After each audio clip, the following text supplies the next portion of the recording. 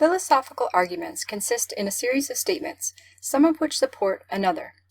The statements that do the supporting are called the premises, and the statement that is supported is called the conclusion. Now, a statement is a special type of sentence. It's a sentence that has a truth value. The two truth values that we're going to allow in this course are true and false. Pretty simple. Now, technically, the thing that actually has the truth value isn't the statement itself. Instead, it's something called a proposition.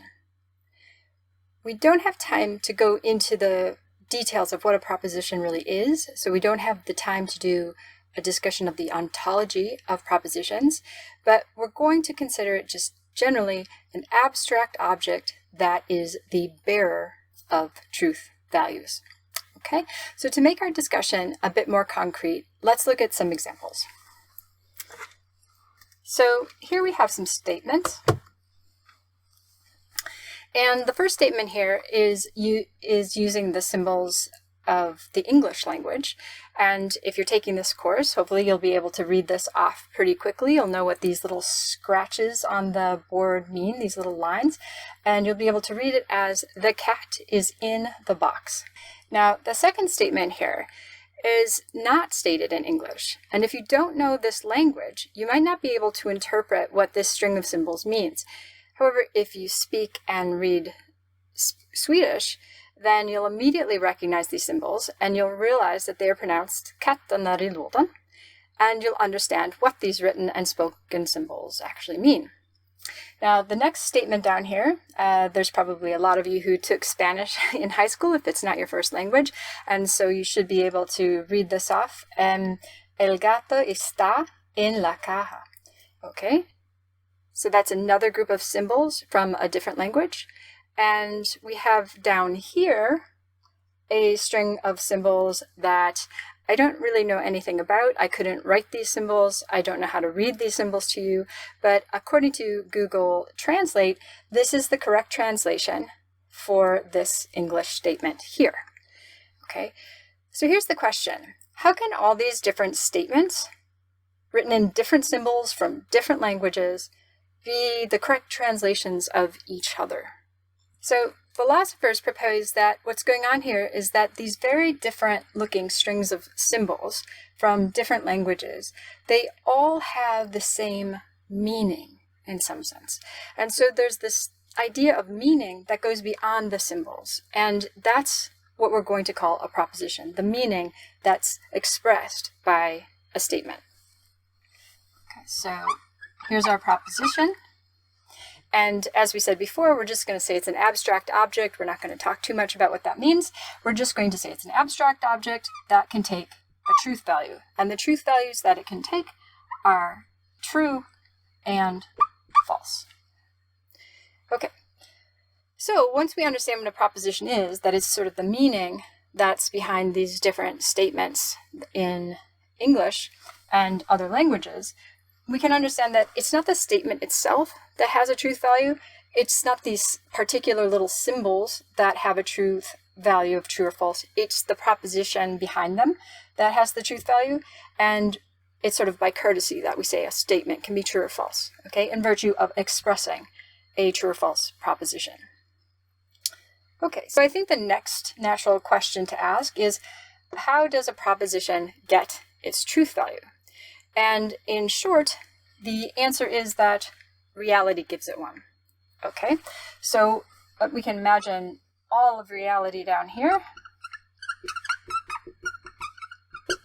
And then a proposition is typically going to describe just one little bit of reality. So we'll call that little bit that's described by the proposition a fact. Okay, so that's a part of reality that is picked out by a proposition here. Okay, so how does the fact relate to the proposition and the truth values? Well, there's a relationship between this proposition and the fact that it aims to describe. Okay, and we're going to call that a correspondence relation.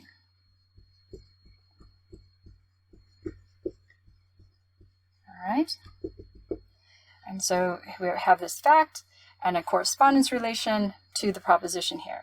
Now, a relationship is the kind of thing that you can be in or you can not be in, right? So you can be in a marriage or you can not be in a marriage. That's a relationship that you can enter into.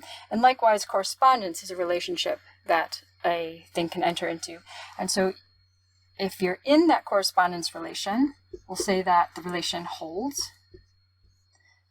Okay. And if you're not in that relation, we're going to say that the relationship doesn't hold. Okay. Now, just a little note here. This is a tilde. So this little guy is a symbol from propositional logic that we're going to be using. And this means not, or it's false that. So it's not the case that the correspondence relationship holds. That's what the tilde is doing here. And that means that the tilde, as I'm going to use it, doesn't mean like approximately or something like that. It has just this very specific meaning that not whatever comes after it. Okay, so doesn't hold. Those are the two options. Holds, doesn't hold for this relationship. All right, so now that we have that up here, what's going on with the holds versus not hold? Well, if the relationship holds, then what we have is truth value of true. And if the relationship doesn't hold, that's when we get a truth value of false. Okay, so hopefully that gets the basic ideas out there. That's all pretty abstract right now. So let's talk a little bit more about an example. Okay, so let's take a fact. Let's put a fact out here. Okay, so the cat is in the box. We've got a box here, and let's just say that the cat here is this little toy cat. That's the cat we're talking about. So now we have the fact that the proposition aims to describe, and we have our kitty, and let's put him in here. So there he is. Okay, and in this case, what's going on? Well, we have the proposition that the cat is in the box, and it actually does correspond with reality. The cat is, in fact, in the box. So we've got the relationship holds, and that means the truth value on the proposition is true. Pretty straightforward.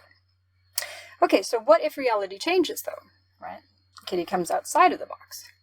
Well, not surprisingly, the truth values can change based on what's going on in reality. So in this case, the kitty's on the box. He's no longer in the box. So it's false that the cat is in the box. And it's false because the relationship doesn't hold here. And so the not hold gives you the false on the proposition there. Okay, so the fact that the relationship doesn't hold is what gives you the false on the proposition in this case. Okay. Okay, so hopefully that makes at least a little bit of sense if this is your first time watching the video, and a lot more sense if you're watching it for the second or third plus times. So the last thing I want to do, though, before I wrap things up, is to talk a little bit about where you fit into this picture. Okay, so it can be a little bit tricky and we can't get into the details here, but I think a few words are in order. Okay, so where do you fit? Well, we can imagine you over here thinking about the propositions and how they relate to reality. All right, so you could be thinking lots of things, potentially, about these. Okay. So, for example, you could hope that the truth value on this proposition is true. You could fear that the proposition has the truth value false. You could just believe that the truth value is true. You could, in fact, know that the truth value is true. Or you could believe that the truth value is false, or you could know that the truth value is false. You could maybe have faith that the truth value is true. Now, what we're talking about here are your attitudes towards the truth values of this proposition. Your attitudes, we call these your propositional attitudes.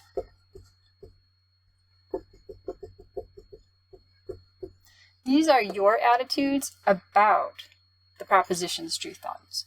So you're thinking about the proposition's truth values. So what's important to recognize here is that when it comes to settling which truth value is on the proposition, it's not what you think about the propositions. It's not the propositional attitude you have towards it. It's reality that decides which truth value a proposition has. Okay, so if we go back to our kitty case here, we have kitty is in the box, right? And so that's our proposition here. So reality says that the relationship holds, so we get that truth value true here. And if you don't believe that the cat is in the box, you might think, okay, the truth value is false. But in this case, reality wins, so to speak. Reality is the one that gets the truth value to go here. And if you believe that the truth value is false, when reality says that it's true, what's going on here is just that you've made a mistake, right? So reality says it's true. You think it's false. That's an error on your part. You have a false belief, okay? So now you might be wondering about facts that are about you, right? About your state of mind. Don't you settle the truth values on propositions that are about you, about your own thoughts, about your own feelings?